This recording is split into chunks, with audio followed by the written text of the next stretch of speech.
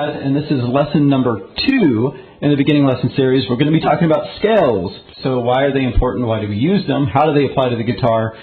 Now understand that the first lesson was teaching your fingers how to operate. Number 2 is teaching you how to use your fingers in certain patterns. And then lesson 3 is going to be how chords are constructed based off of what you're learning in this lesson. So we're going to start out talking about the Overtone Series, a little bit of history, a little bit of music theory, and then on to some applications. I'll give you some examples of how some scales are used, primarily focused on the major and the minor scales. We are going to have a full lesson on modes and modality later in this course. So please, with that said, subscribe so that you get notified when the next lesson comes out. And at the end of this, I'll give you some play-alongs. So sit back and enjoy, and grab your guitar and start practicing. Before we start learning exactly how scales are put together, the first thing we need to understand is how the guitar is laid out. So the guitar is laid out by frets, and each fret is what's called a half step. And every fret is exactly a half step away from the previous. And you'll notice that the frets get smaller as you go up the fretboard, but they're still exactly a half step. To understand what that means, if you look at a piano and how a piano is laid out, whether they're a white or a black key, that would be the immediate next note. So if you played a white key and then the black key that was immediately touching it, that would be like going from one fret to the next on the fretboard.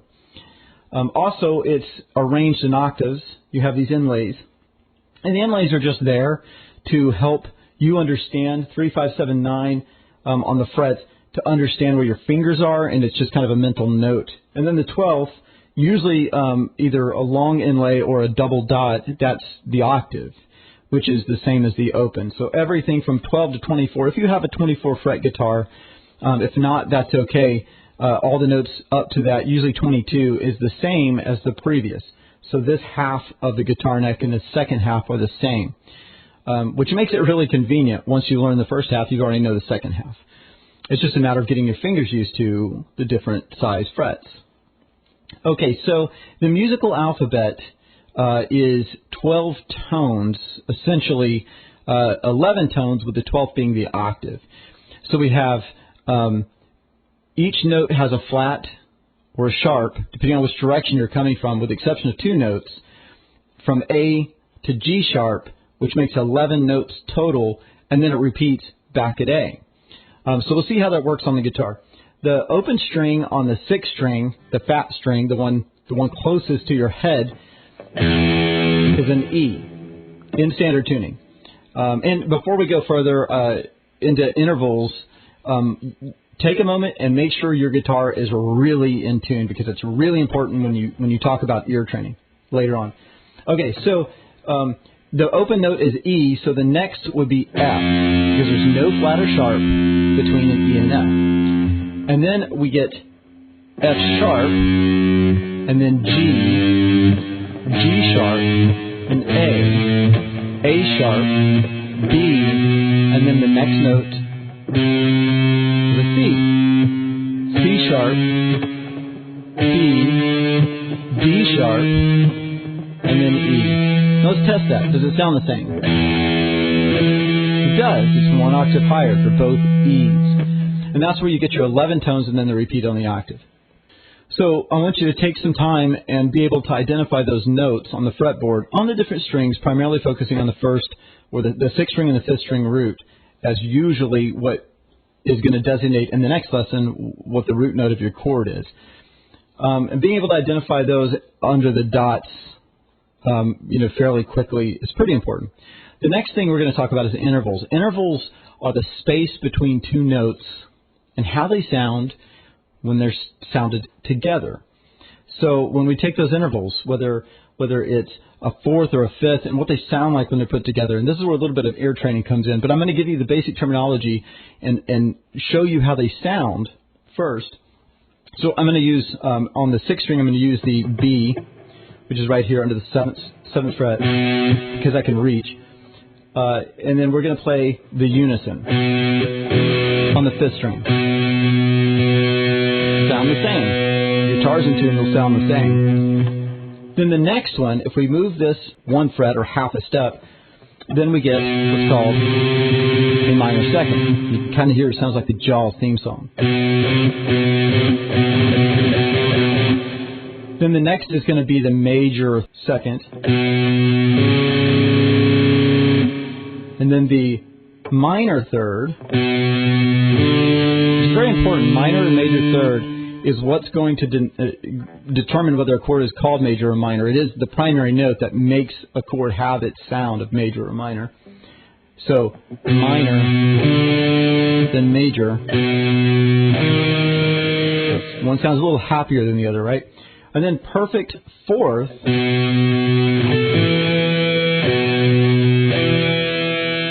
one's kind of unique. It's a perfect fourth going from the bottom note to the top note, but the interval is exactly the opposite, going the other way. Instead of a perfect fourth, it's a perfect fifth.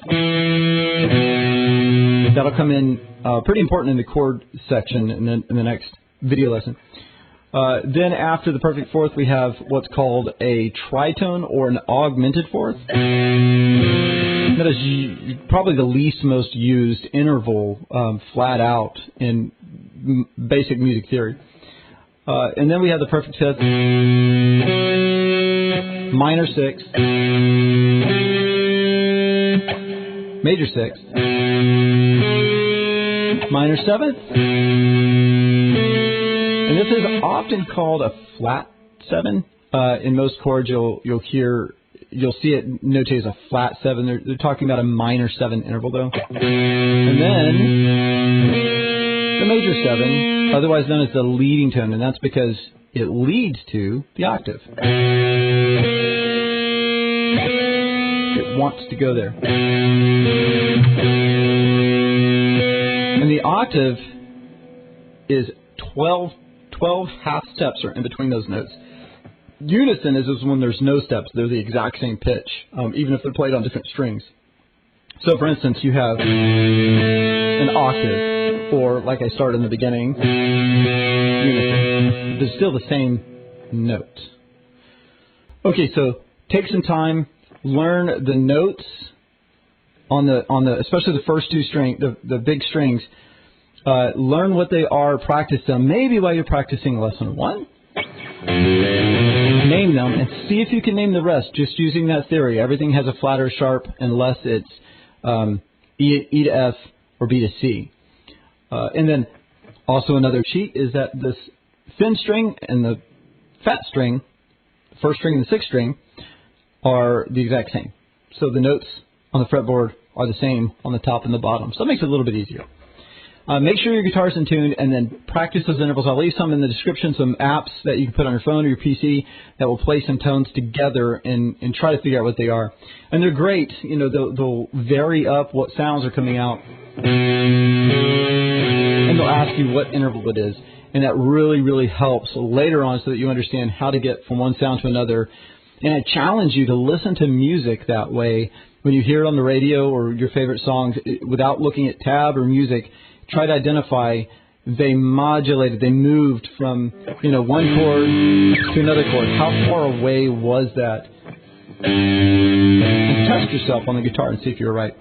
Ear training is critical for the learning process, and music's meant to be heard, so understanding what you're hearing is definitely a big place to start. We're going to move on to understanding how the patterns are then put together to form a scale. But definitely make sure your guitar's in tune. Practice that previous material. Understand the perfects, the majors, and the minors, and how those are laid out on those the fifth and the sixth string root notes. Scales are a pattern of intervals. So if we were to just put all major seconds together, so the scale was comprised of. There is a scale that's like that, called the whole tone scale. We're going to focus this lesson on the basic root major minor scale and talk about how they were derived and how these intervals play a part and what they mean for you. And I'll give you some examples of how to use them. So the major scale is, if you ever get lost and you have a keyboard or the internet and you look at the picture of a keyboard, you've got two black keys and right to the left you have a white key. That's a C. From there, the pattern follows for the major scale. No flats or sharps, and the key of C is all white notes. So if you looked at it, it would be C, you'd skip the C sharp and you'd go to the D. That's how the major scale is laid out, is exactly how the piano is laid out, just the white keys. So the basic pattern is, if we call them frets or spaces, I like to call them spaces, it makes it a little easier, is 1, this will be the key of E, 1, space, 2, space, 3, 4, space, 5, space, 6, space, 7, 1. Now you notice the E and the F and the B and the C, I told you had no flats or sharps, so that's kind of indicative of how the major scale works as well. The 3 and the 4 go together, and the 7 and the 1 go together. Everything else has a whole step or skipping a fret. So scales can be looked at on a single string. So if I want to go from 1, and just to backtrack, when I refer to scale degrees and numbers, those are not frets. I typically won't refer to frets unless I'm telling you exactly where to place your fingers. Looking at scale degrees, if I look at 1, that's your tonic, or that's your root note, that's the key you're in. 1, in this case, would be E. Now let's try something a little different. Let's try G. So G is now the 1. If we want to form the major scale, we go 1, space, 2, space, 3, 4, space, 5, space, 6, space, 7, 1. Okay, so that's how the major scale is derived off of 1 string. It's very important if you want to go from the first scale degree to, let's say, the 5th scale degree. You can find where that's at and count up and know it's 5th. So that's tonic-dominant relationship. We'll talk a lot more about that in the chords and when we talk about chord progressions and how those function together, how that functions in music theory. But for now, just try to find that. Now, the other way that we can look at a scale is a pattern, and guitar players love patterns because it's laid out to be a pattern, right? Each of the strings is tuned in what? What interval is that? Let's see if you can figure it out. The guitar is tuned in perfect fourths, with the exception of one of the strings, which if you know how to tune the guitar, you understand that is a major third and not a perfect fourth. But when you have the fourth, like I said earlier, the 4th and the 5th are reversible. If you go up a 4th, going back down to the same note is a 5th. So if we take the root note and we try to keep our hands in a pattern, it ends up looking like this.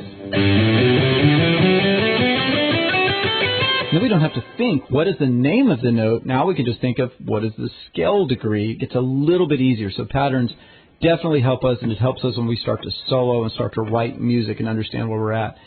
Let me just give you a real quick example of what that looks like. Most chord progressions are going to go from the 1 to the 5, or to 1 to the 4. Is if I'm playing a G, where in the world is the 5th? How do I get to the dominant? How do I get to the 4th, right? Is we know what the scale degree is. The 5th is always up a whole step and up a string, or the 4th is right above that same note, at least on these 2 strings. So it can become very useful to walk around the neck very easy. For those of you who might be a little bit more advanced and you've heard of the circle of fifths, we'll talk about that later on. We're trying to do a real quick course to understand little of the basics of music theory and then how it applies, try to move very quickly into actually writing music and being able to solo using scales and patterns and understanding what we're doing. But if you are curious and you look up the circle of fifths, it really helps you kind of understand how this all connects together. But taking that aside, if you start naming your notes, you'll start finding that there's patterns with where you start and how many, let's say, flats or sharps you end up saying. So if we start on the key of C, if we start on a C, we don't have any flats or sharps. We just count C, D, E, F, G, A, B, C. If we start in G, we have one note that's a sharp, or on a piano would be a black key, and that's the F sharp. So depending on where we start depends on what the terminology is, but on the guitar, it's so much easier if you think of it as half step, whole step, or fret, or skipping a fret, and then based on the numbers. So with that said, what I encourage you all to do is you'll see the chart that I've created. I encourage you to create a chart like this and understand what the chart means. But you take one note, it doesn't matter where it is on the 6th string, and you call it a 1. And then you work your way up and you try to find the major scale, and you try to find what each of the notes are. Or you go the other way and you go per string and you start with wherever the number is and you count backwards and forwards. So if I was to start here, and this is a 1, the 7 is right before it, the 6 is skipping a step backwards, the 5th, and then the 4th is open. Is fill the entire fretboard out at least up to the 12th fret with all of the scale degree numbers as opposed to fret numbers. And then you'll have a cheat sheet sitting in front of it where you can say, I want to play this in F, and you can look at your F scale chart, and you can see where's the 6? What would a 6 look like in here? What is this interval? How does this fit together? And that'll help you understand how some of the things are connected, such as our next topic, which is the minor scales. So approaching the minor scale, which sounds kind of cooler than the major scale, there's 3 different variations. We're only going to talk about one for the purpose of this second beginner lesson. We will talk about the rest later on because they are variations. So the minor scale is a different pattern. Instead of 1 space 2 space 3 4, instead the 3 is flat. Instead of a major third, which that's what that interval is, now it's a minor third. Your 7 and your 6 are also minors instead of majors. So if you take any major scale and you lower by a half step the 3rd, the 6th, and the 7th, you get what's called the natural minor. And piecing these together, you have a major. If you take your major chord, take your major chart out that you just made, and you look at it, and you got 1 through 7, and then you start over with a 1. The 6, the number 6, is called the relative minor, and if you play the exact same numbers starting with the 6th, with all the same notes, that is a minor scale. So take out a chart you made, or make one if you haven't made one yet. You know who you are. And map out G. So I'm in G major. And I'm going to play up 1, 2, 3, 4, 5, 6, 7. 1, 2, 3, 4, 5, 6, 7. And back down. And that's your major scale. Now what I want you to do is find what is the 6th note. 1, 2, 3, 4, 5, 6. 6. Okay? So it's an E. So in the key of G, or in the key of G major, an E minor has a different pattern, but it's the same notes. There's no flats or sharps that are any different. They're the same notes. And it would look like this.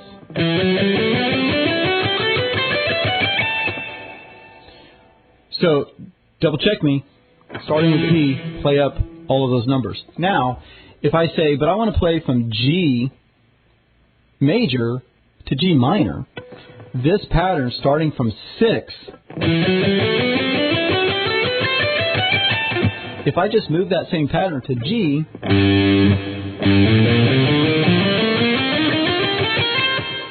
that's G minor, the relative minor.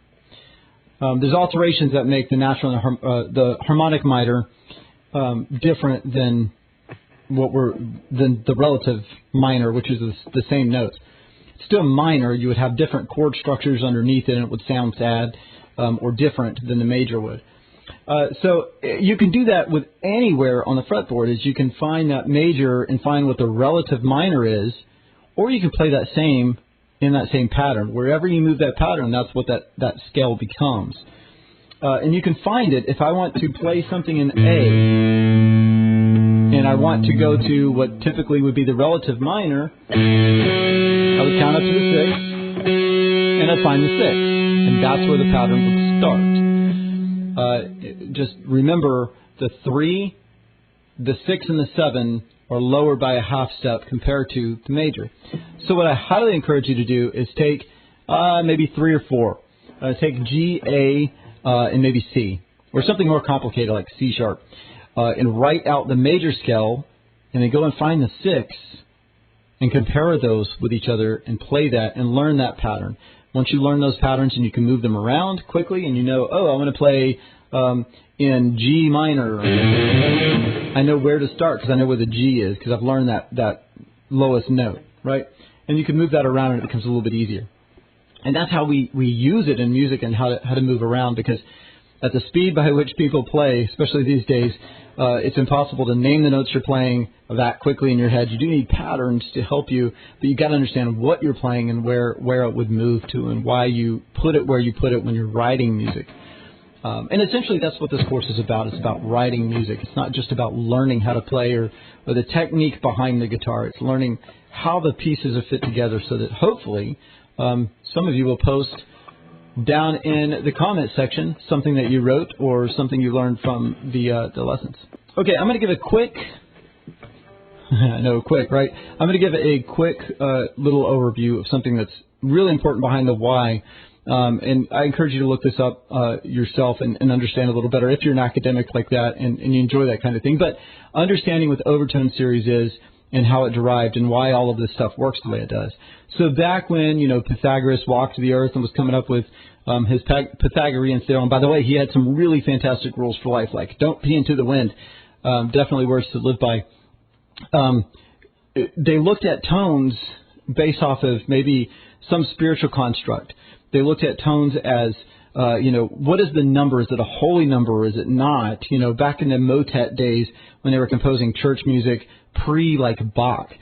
And then scientists, musician scientists, started to do this study on how frequencies really interact with each other. And you can do this experiment, I'd say at home, if you have a piano, an acoustic piano, not a keyboard, you can do it, or if you find one at some place, maybe a school or something, is if you lift the sustain pedal and you hit a note pretty hard, and then you listen, you'll hear these other sounds. And those other sounds of the Overtone Series, the frequencies that come through those other strings vibrate, naturally resonate with certain intervals. And if you look at those intervals, it really is the building blocks for all of Western-style music, starting with Bach's pre-Bach and on, when we look at what music theory is still based on today. And what you'll find is that the first note that's hit, the first note that resonates is exactly an octave away. And then next is a fifth, and then a fourth. And then your major, minor third, major second, and so forth. Is when you start looking at chord constructs and you start looking at scale constructs, is that basically natural resonation of those sounds create that. But if you look at the fourth, the fifth, the eighth, and the third, that's your building block for all of music theory. So if you're interested, look it up, the Overtone Series, and see how it applies to the instrument. But that is the natural progression of how scales, chords, modern music theory was created. Okay, so now it's time for some practice. I think if you really master the first lesson, you'll understand the importance of finger dexterity in doing these patterns. So you have sort of this open position, then you have this closed position with one finger per fret, missing a finger, depending on which finger it is, and that's really all you have, right? We have some extended positions, that you can do if you got large hands and you're excited about it. But essentially, this position for the first two strings, then leaving out the ring finger for the next two, and moving out the middle finger for the next two. Is if you get really good with those finger exercises from the first lesson, practicing these scale patterns shouldn't be too much of a challenge, and they'll really benefit you later on when we start going into modality, which is a few lessons away. But we'll find I'll provide you some chord progressions. I'll give you some examples, but just so you understand how this type of exercise works, this is all about you creating something from you and what you hear. You have tools, patterns, scale positions, charts, and so forth, but really it comes down to what you hear. So if I give you a progression that's something simple like 1-4, 1-4, you should be able to solo over that or play some pattern or melody over that with the major scale. 1, 4, and 5. There's not really conflicts. You're still playing within that major scale. So you can stay within that one pattern and just see what you come up with. So here's an example. I'm leaving out the tab on purpose. I want you to come up with your own. I will leave you some patterns after that so that you can practice. And I'm really excited to hear what you come up with within this limited amount of knowledge of just looking at the major and minor. And then also, just to clarify with the patterns, you can use major or minor as long as you're starting with the same root note. So you can play, or when you have the chord progressions I'm giving you, because most of it's based on your fifth chords, your power chords, and they don't have a third in it, so you don't know whether it's major or minor, so you shouldn't have conflict. But you can vary it up, and I do encourage you, play some of it in major, some of it in minor, and maybe half of it in major, half of it in minor, and just hear what it sounds like. One rule, though, to follow is understand the important notes. Try to make them important. So if they're important, make them seem that way. Your tonic or your root note in the key of G would be G. We want to make that important, and it's in multiple places, right? And we can accentuate that as we go up.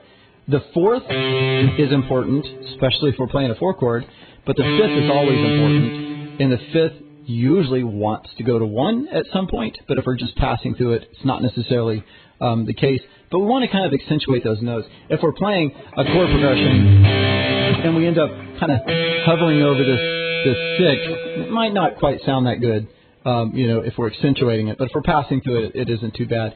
Give that a try. Add your own flavor to it. Add some string bends if you want, or some slides, whatever you want, and come up with just something melodic that sounds like it sits at the right times on the right primary note. And I look forward to hearing what you come up with.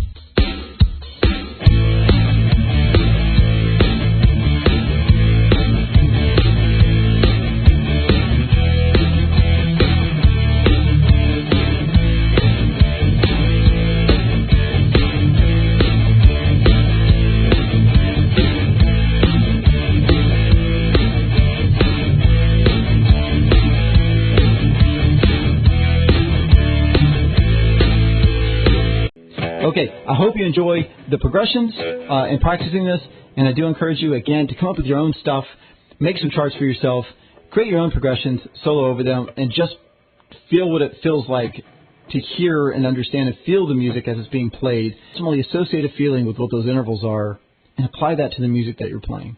Okay, I hope you enjoyed lesson number 2, and please, again, subscribe, and you'll find out when the next lesson comes out. I'll try to come out with it a little bit quicker, but the next one is going to be based on chords, how chords are created, how chord progressions are created and why, and maybe some unique chord progressions.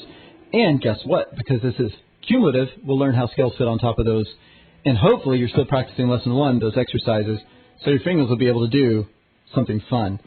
Anyway, I'll see you next time. Thanks.